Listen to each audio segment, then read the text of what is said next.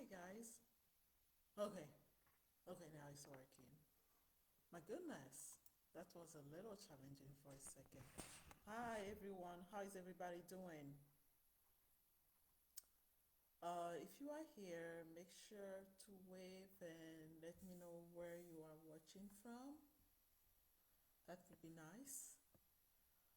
Also, yeah, sorry about the last two couple of weeks, unforeseen little events, and I had to reschedule, but I'll do my best to keep Monday at 7 p.m. open so we can do our lives. Now, if you have any questions during this presentation, you can just shoot me your questions. And I hope you all can hear me okay. Okay, make sure you shoot your questions if you have any. Otherwise, we'll jump right into it. So today, we are talking about why is it so hard to do the right thing? Okay, what I'm trying to talk about is when some habits or choices are not so good, and I'm going to focus on health because really it applies in all areas of our lives. But I'm focusing on health overall wellness. So we know that some choices or whatever it is not the best of us. We are aware of the consequences, yet we are still, taking part of those. We are still going along with those choices. So the question is, why is it so hard? Excuse me, thirsty. I'll give you an example. Uh, I am a little lactose intolerant, so it's not a good idea for me to really go after things that, have dairy product, honestly. But sometimes when it is something really nice and I want it, I will have it. And it used to be that I will have it regardless, anyways, because I want to, and I'll just suffer through it. But I have come to learn to just not put myself through all that pain, and it will just be once in a while that I'll go for um, a product with lactose, and typically it will be something, some type of food that I consider a once in a while treat. So something I will have maybe just a few times a year, likely 4 times tops, if that. So I allow myself to do that. But for this particular presentation, I'm talking about, let's say as a lactose intolerant, you are having lactose every day. You love milk so much. You love regular milk because they are alternative, right? You love it so much you are going to have it every day. Or you have acid reflux, right? And you know the things not to eat. And one of the most common one, for instance, is like tomatoes, especially for dinner, because then you go to bed. Tomatoes and citrus food at dinner time, and then you go to bed, and then you are suffering during the night. Why is that? Knowing the consequences. So let's talk about that a little bit. Um, One thing we find in common with healthy people is typically they know what to do and not to do. So they have a mindset that helps them stick to what to do. Okay? They have a mindset that helps them stick to that as opposed to doing the things that are ultimately harmful to them. I know of folks that eat clean, period. That means no fast food, no a lot of things. It is clean, clean, clean. And it's been like that for years and they never deviate from it. And I recall specifically meeting this elderly gentleman in his 80s who did not look his age at all. Very healthy, very active, and that was part of his lifestyle. And as I'm looking at him, I was telling him, well, I kind of understand why you will stick to it. The result is here. The result is here.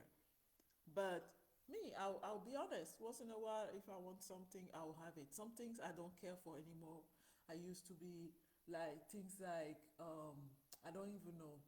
Um, I don't know some junk food that I really don't care, like fast food fries, stuff like that. I can't do it. Even the burger now from fast food is very, very, very, very rare. I can count it to maybe 4 times, 4 to 6 times a year tops. And I'm being very, liberal. I just don't. I don't really anymore. But it did not start like that. So we want to eat better, but we don't, right? We want to exercise, but we don't. We want to sleep, but we don't. So let's dive into why that is. Why is it so challenging? So one of the things, because I was looking into this, one of the reasons why, and I never thought about it, one of the reasons why is defense mechanism. This is what happens, right? Everywhere you turn, everywhere you look, you are told eat better, do this better, be healthy, exercise, da da da da da da da.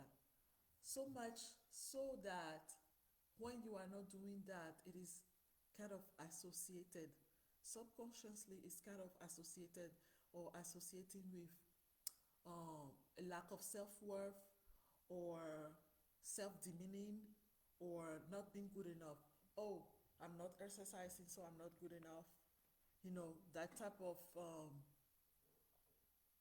that's how it transpires in your mind. That's how it transpires. So those messages that go out constantly about that actually feel more like an accusation as opposed to being encouraging. The goal is to encourage you or motivate you, but it may come off as an accusation. And because that's directly, playing into your self-esteem and your self-worth, is like, well, I'm going to do what I want to do, because in a certain sense buying into it is kind of admitting to not being good enough, right? To not being adequate enough or not having enough self-worth. I can be overweight and still have my self-worth. mm, Overweight, no, no, no. Let's say I can be severely obese and still have my self-worth, because it doesn't define my self-worth. And that is true. That is so true. However, when you think like that, when it comes to trying to make healthy changes, it kind of sets you, it sets you back, because it's not really encouraging you to make the healthy changes, right? And and then from that we kind of indulge in what we should do as opposed to what we want to do. Now, initially what we want to do is not healthy for us. We have established it, it's not good, we want to change it. And we typically likely have some little ideas of things we want to do. Typically, if it's just walking more, if it is just, adjusting your schedule to get a little more sleep, if it is just maybe taking just tomato out of your diet, if it is just, limiting citrusy food, things like that. You have an idea of somewhere to start, right? However, you are being told, no, do this, do that, do this, do that, do this, do that. So it's kind of like, um, in a way, being forced to do something you don't want. This is why I insist so much while you are making the changes, especially depending on how urgent it is to you. Pick things you enjoy doing so you can stick to it. Pick things you enjoy doing as opposed to doing things just because, you know, you have to get something done and then you hate it later. Pick things you enjoy doing. Um, so we indulge in that. Um, you don't have so much control, over what you are doing, because it's more of being pushed on you. When in fact, you could actually take what you are being told and personalize it to your own situation so that you can um, so that you can be successful in the long run. So that you can be successful in the long run. So those are 2 points that are that play a role into why it's hard for us to do the the right thing. And from those 2 points, this is what I want to say, right? Your why is extremely critical to establish. What is your why? Why do you want to control your blood sugar better? What are you trying to achieve? What are you trying to avoid? Right? Why do you want to lose weight? Why? Um, what are you trying to avoid? What are you trying to achieve? Why do you not want to have so much episode of heartburn? Okay? What is your motivation? Establishing your why is extremely critical because that's what keeps you going. And I'll tell you, it's important to include your why because by your why, I mean the why for you. Yes, you want to be healthier to stay around for the children. You want to be healthier because your family is so worried, sick, seeing you in the state of health you are. Um, and whatever. You want to be healthier because your doctors told you so, okay? But you, what is it making you achieve, right? What is what are you trying to avoid? So, I always use myself as an example. Um, Knowing the pattern in my family, when the diagnosis came down and I was put on metformin, my decision was, no, no, I'm not doing this. I'm not gonna be giving myself shots someday. I don't want to deal with diabetic neuropathy.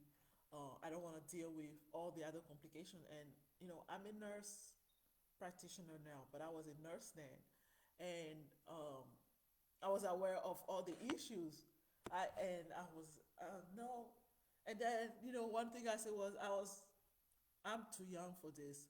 Let this be when I'm elderly and don't care anymore. I'm about to go meet my maker, but let it not be now. I'm not ready to deal with this. I'm not gonna deal with this.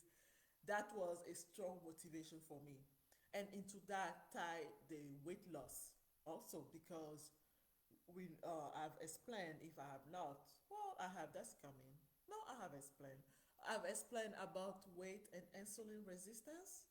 If I have not, let me know because that should be coming.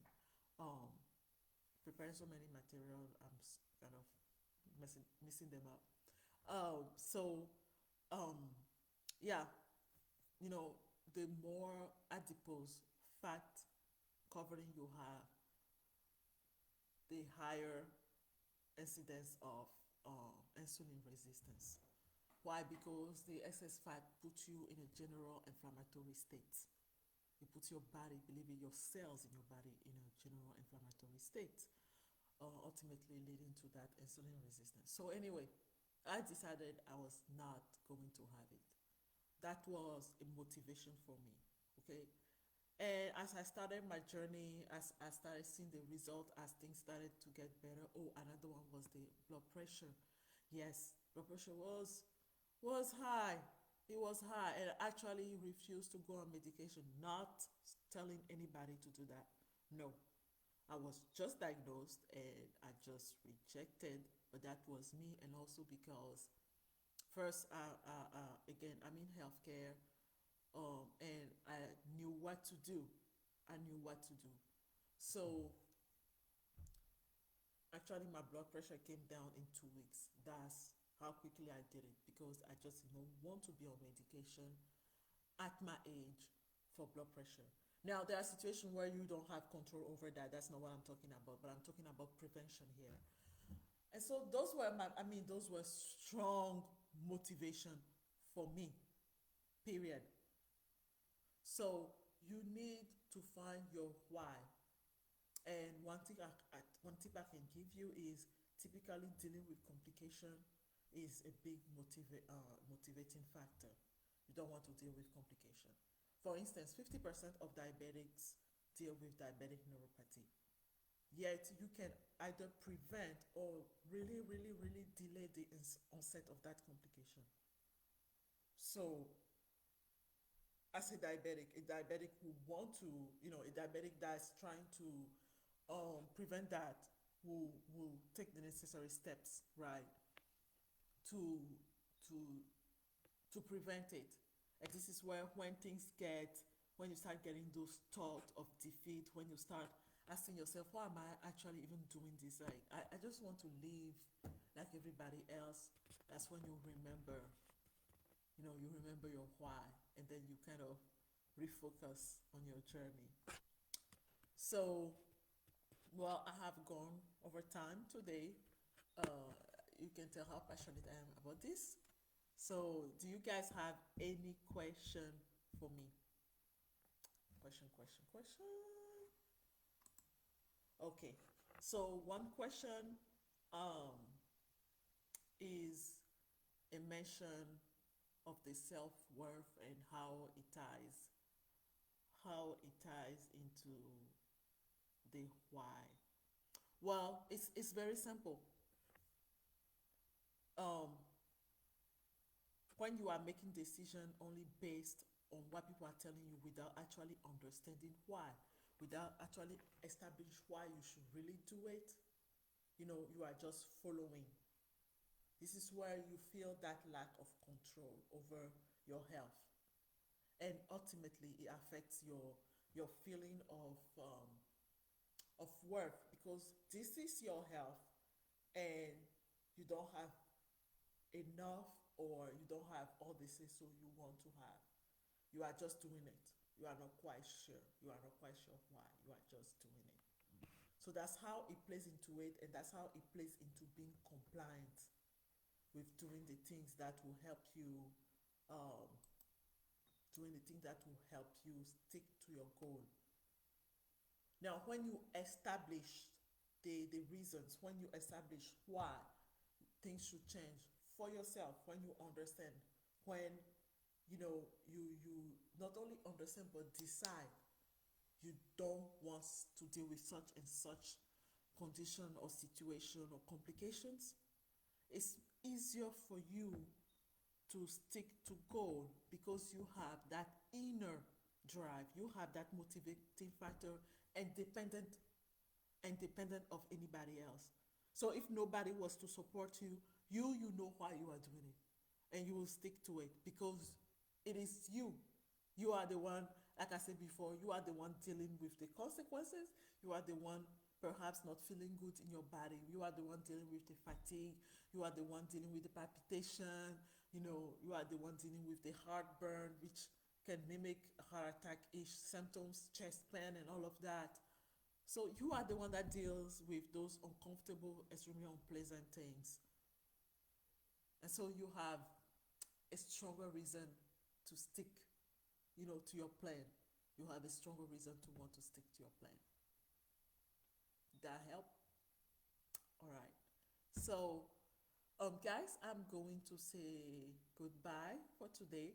We are going to cover the other three points as to why it is so hard to do the right thing for ourselves next week. So I hope to see you. Make sure to like or share with your friends, anybody you think can really use all of this. Invite them to join the group also. Okay. Everybody have an awesome rest of Monday, and I'll return to the hot Florida heat. It is hot. It is hot. Bye, everybody.